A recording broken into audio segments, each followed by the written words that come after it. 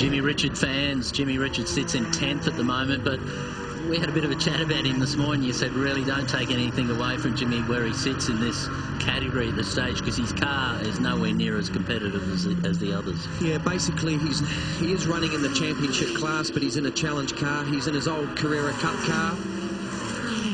Carrera Cup car has probably 100 horsepower less than the cars that you see right at the front of the field, like Max Twig's driving. The Dodge Viper there. It's nervous in the rear, doesn't it? That's one of the Konduras brothers off there.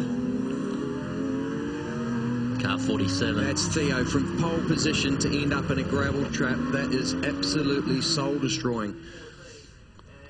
Very hard to get the cars out of the gravel traps here. They're so deep because obviously the speeds of the F1 cars, they make the gravel traps so big you can't drive through them. So I wouldn't be surprised if we see another safety car get thrown here. But just fantastic to see so many just great GT sports cars circulating around Albert Park. We're on lap 4 of 8, and Konduras goes off from pole position into the gravel trap.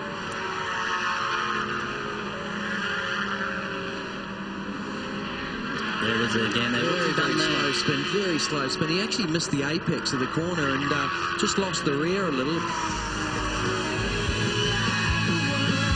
An incident in car 77. Timothy Poulton in the Lotus comes together with car 39 in the Porsche Tressida. And Craig, there's a replay there.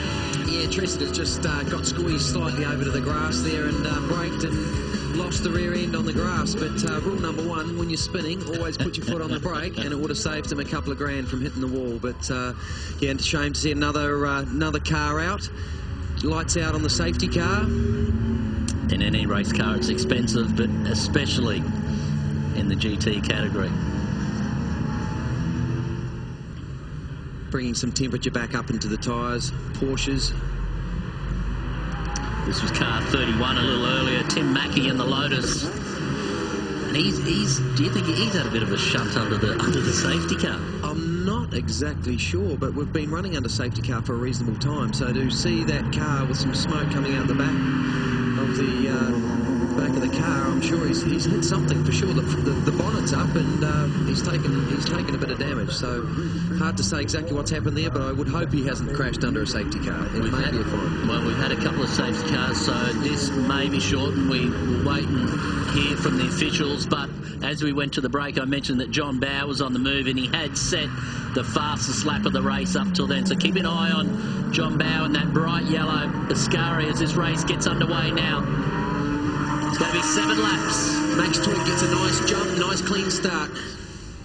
Caught James Konduras napping a little bit. Ascari's got good speed in it. Bowie already in the draft there. He's looking to dive down the inside. John Bowe getting squeezed a little. John Bowe is looking very, very racy. He would have been quite happy with the safety car because he had a little bit of a gap to catch Wall. So he was happy. It'll give him a little bit of a chance just to have another feel of that car, make some adjustments. Just don't forget, these cars are all driver adjustable inside, roll bars, etc. So Johnny Bowe, he's just tuning that car in. He made a good jump there on the restart there as well. His mirrors were clean. He got away a little from Tony Quinn there in the background of him in the Aston Martin. Hackett sits there in 3rd in the Lamborghini. Peter Hackett's done a solid job here, taking the Lamborghini up to 3rd place ahead of championship leader David Wall. Back to Johnny Bowe. Quinny back in his Aston Martin. And Dean Grant, he actually sold his Lamborghini and has leased from Tony Quinn one of the Mosler 900s, and good to see him right up in there. This might even be the last lap. They're talking about shortening the race by 1 lap. So Twig, Konduras in the Porsche, Hackett in the Lamborghini. Nice to see Mark Eddy up there in the new Audi. What a fantastic looking car. I raced against that at Nürburgring, and extremely fast car, and probably one of the nicest sounding GT cars you'll ever hear. Twig looks comfortable here, doesn't he? He's holding his own. He's not making any mistakes, and both those Porsches have pulled away from Hackett. Oh, Hackett sideways off the end of the curb. The nice part about Max Twig is he's still fairly new to GT racing, but he's building confidence season by season. I think this is about his 3rd season of racing, and boy, is he starting to win some races. David Wall really got the pressure on. There's the checkered There's flag. the checkered flag. Max Twigg, another win. He'll be ecstatic about that. Kandouris in second.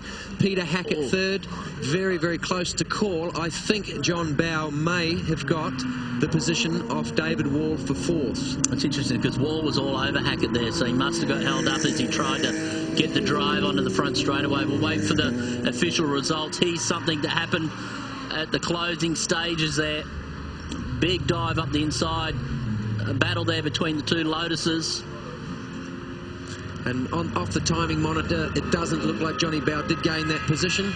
Gee, there's a fast corner, turn 11, to be entering 3 wide, and on the outside, and the little Lotus gets tapped in the rear. Porsche, Lamborghini, Porsche. You still surprised about the Porsche there? We see it there. Max Twigg wins the race from James Kandouris. Peter Hackett in third. David Wall, the current championship leader, in fourth. Johnny Bowe, good result. Don't forget, he hasn't driven that car, so watch out for him for the rest of the weekend.